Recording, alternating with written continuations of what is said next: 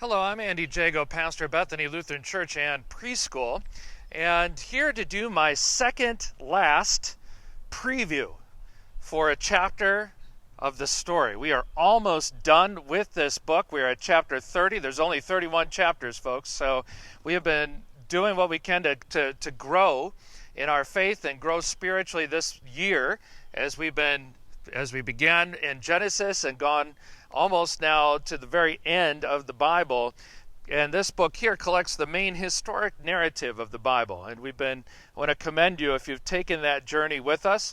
If not, there's still plenty of time to go back and to read from the beginning and to get caught up before we finish things here at Bethany Lutheran.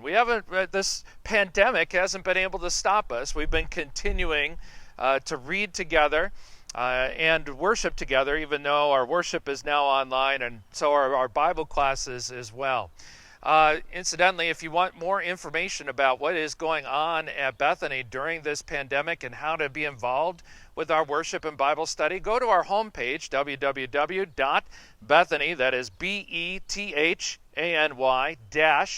lcms.org, and right from our homepage you can get connected to the things that we're doing. One of the best things to do is right up at the top you'll see a link to connect to our e-news, and that e-news gives you a weekly schedule of the things that you'll find online. And we would love for you to join us and to finish this journey with us at Bethany Lutheran.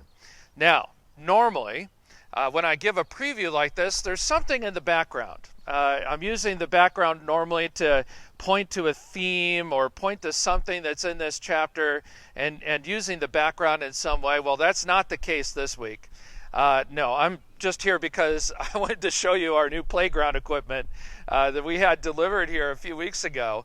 The school had done a lot of fundraising, and the church helped out with that, and we were able to get our new playground equipment. It got delivered right after Easter, and everything installed, old equipment taken away. Thank you, Mr. Chris Blevins.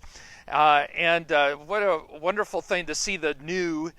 This is sitting here now waiting to be played on, and we can't wait for the kids to come back. We really miss being at church together. I'm sure the people in school miss being together. We're taking advantage of the time we have now. As I speak, there are some teachers in the building who are renovating or doing this big project so that we can get an extra classroom into our school next year. So we're ready. I mean, we're getting ready for all the things that are going to happen once things open up again. Well, new cases in Virginia have not leveled off, and I think our governor is using that as an indication of when to start opening up some businesses, and we'll probably still be doing some social distancing for the time being, going into the summertime. At least that's what we're being told right now. And information could be changing daily. We just don't know. But whatever happens here, we're going to do our best to keep people safe, and we're not going to stop learning and being the church together. Hence, we're still continuing the story. And here in chapter 30, let's take note of the fact that the main person in this chapter, the Apostle Paul, last week he was going around doing all of his mission work and writing letters and so forth, and that was put together in chapter 29. Well, here in chapter 30, like almost right at the beginning, we see the Apostle Paul is put into prison. He's put in chains, or he's under house arrest. That remains the case throughout most of this chapter. Well, then what happens to the preaching and teaching? What happens to the gospel?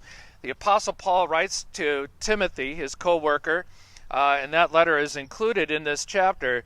He writes, well, I may be in chains, but the gospel is not in chains.